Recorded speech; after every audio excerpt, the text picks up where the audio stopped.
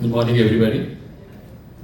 On behalf of the Bar Council and Bar Association Visakhapatnam, I respectfully welcome you all, and I take immense pleasure in welcoming Chief Justice Praveen Kumar, Judge High Court of Andhra Pradesh, Chief Justice Akula Venkata Seshai Garu, Judge High Court of Andhra Pradesh, Honorable Justice Sri D.V.S. Somayaju Garu, Judge High Court of Andhra Pradesh, Justice Chekati Manavedranath Roy, Judge High Court of Andhra Pradesh, and Justice Ravi Chembalpati, Judge High Court of Andhra Pradesh, who have gracefully consented to be with us this morning and address us on various subjects of law.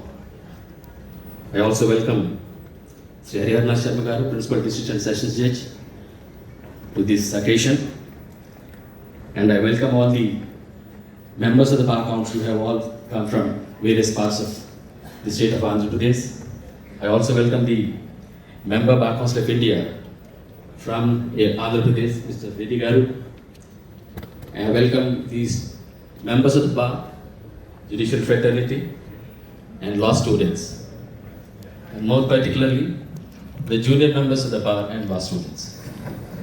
After a very long time, we are having a seminar in Visakhapatnam, and I thank the Bar Council for taking this initiative and bringing this event to Visakhapatnam. It is happening, I think, in some other parts of the state, but this is our turn this time, thanks to the local members of the Bar Council, the Vice Chairman, Mr. Ramajogeswar Rao, Mr. Narsimha Garu, our brother Krishna Mohan, and Bhai Arun Kumar, for the initiative that they have taken for the purpose of bringing this seminar to Visakhapatnam.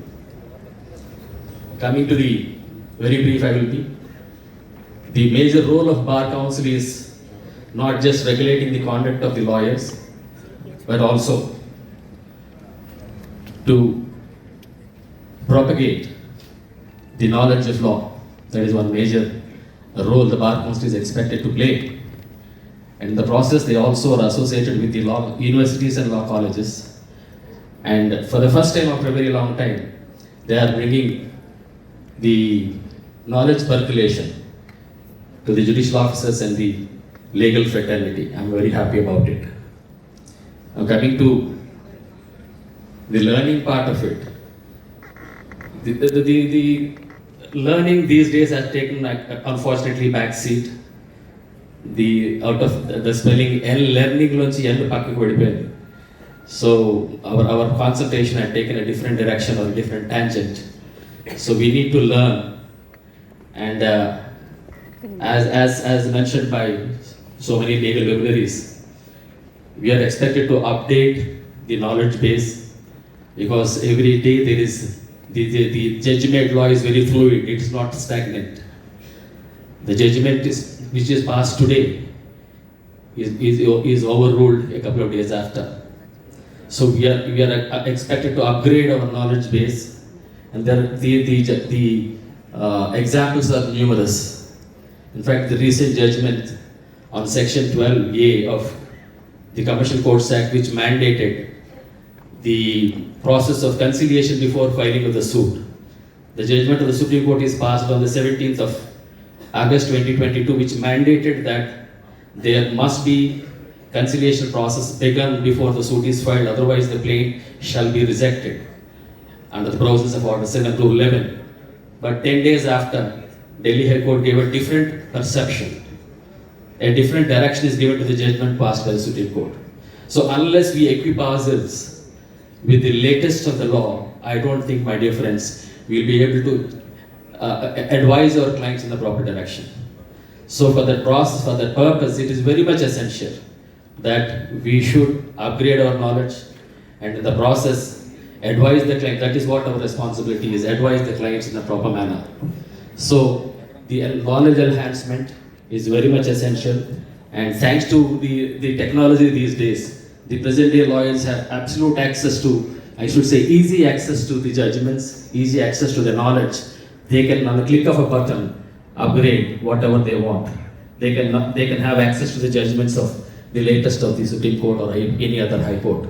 So in this process, I have a suggestion, rather a request to the learned judges of the High Court. I think we have the senior most members of the judiciary from the High Court with us. I have a proposal, Your Lordships, like the law clerks that you have in the High Courts. I suggest that we should also have law clerks in the district court level. Let there be some 10 advocates, 10 law graduates, I should say, not advocates. The way law clerks are recruited in the High Court to assist the judges for a period of 1 year on a compensation of about 25,000 rupees a month. That's what is paid for each law clerk. It need not be paid to the law, that kind of money need not be paid. But let there be 10,000 rupees, some kind of incentive to the law graduates who passed out of the university. Let them be associated with the district judges in all the districts. So that will create a knowledge pool, which is very much essential for the purpose of the fraternity or the institution put together. Because from the lawyers come the judges. So the knowledge of the lawyers is very much essential for the purpose of protecting the interest or enhancing the value or respect to the institution.